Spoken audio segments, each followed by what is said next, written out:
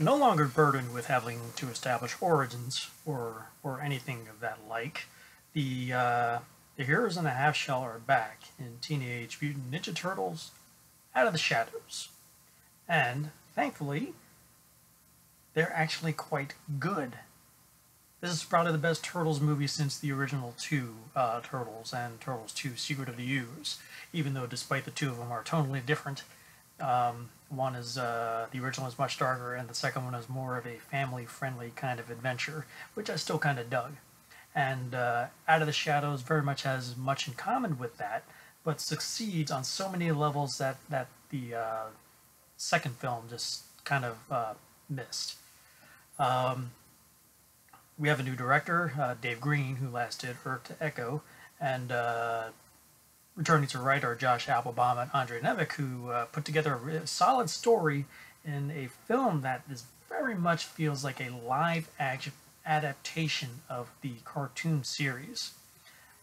We see a lot of characters that we were familiar with from that cartoon series that we never saw in the original incarnation of Turtles, and the movie works on so many levels for that reason, that this basically just takes the cartoon and makes it into live action, and the visual effects themselves are actually really good.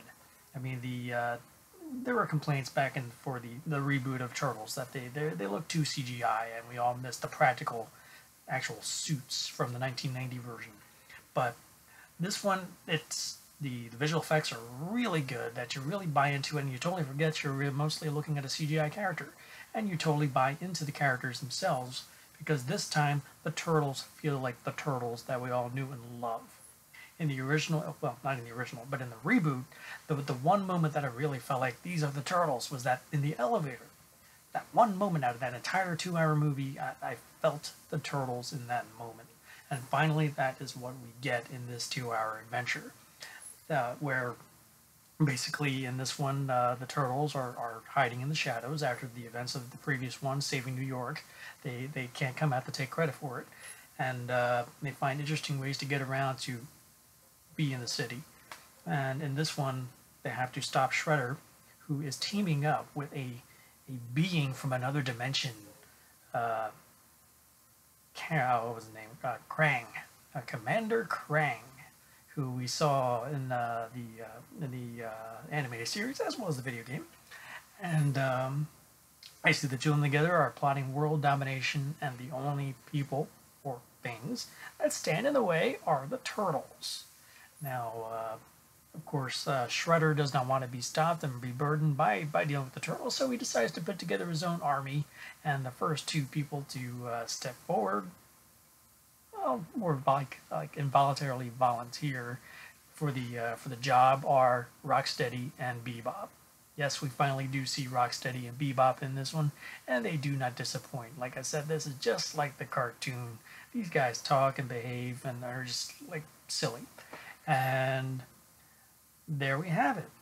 It's basically the cartoon turned into a live-action movie, just like I said. We have new characters in this one where new to the cast are Laura Linney as Chief Vincent. Tyler Perry appears as Baxter Stockman. As I mentioned, we got Seamus as Rocksteady, and Gary Anthony Williams as Bebop, and Brad Garrett as the voice of Krang. Now, returning, we have the original quartet from the first film, and then we have Megan Fox and Will Arnett coming back, as well as Tony Shalhoub voicing Splinter. And also, a welcome addition to the cast is Stephen Amell as Casey Jones, the fan favorite. So this film does not disappoint. It actually, for me, is one of the better Turtles movies since the original two. And I would probably put this right behind the original Turtles movie from 1990. This one was actually kind of a lot of fun. It was entertaining. It moved along. It was never boring. And there was a lot of funny parts, some cool action sequences. And what you really wanted to see was the chemistry of the Turtles. And that's what you get in spades in this sequel. So there you have it. I was totally taken surprised by this one. I was kind of like ambivalent towards the reboot. I thought it was just okay, nothing special, but this one took me by surprise, and it delivered everything that I hoped that the reboot would have done, and what after Turtles 2, what the subsequent sequels would have done, including TMNT, which was actually pretty good. So, Teenage Mutant Ninja Turtles Out of the Shadows, I would give 3.5 stars out of 5. 3.5 stars out of 5. That definitely puts it amongst the right behind the original Turtles movie, which I think I gave a 3.5 or 4 stars back in, wow, was that 26 years ago? So there you have it. Out of the Shadows, 3.5 stars out of 5. So if you like this review, hit that like button below.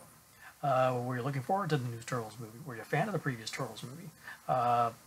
Were you planning on seeing Out of the Shadows? And if you've seen it, please let me know what you think and comment below. If you haven't already subscribed to my channel, please do so you can stay on top of my reviews as they come in. So until next time, see you at the movies.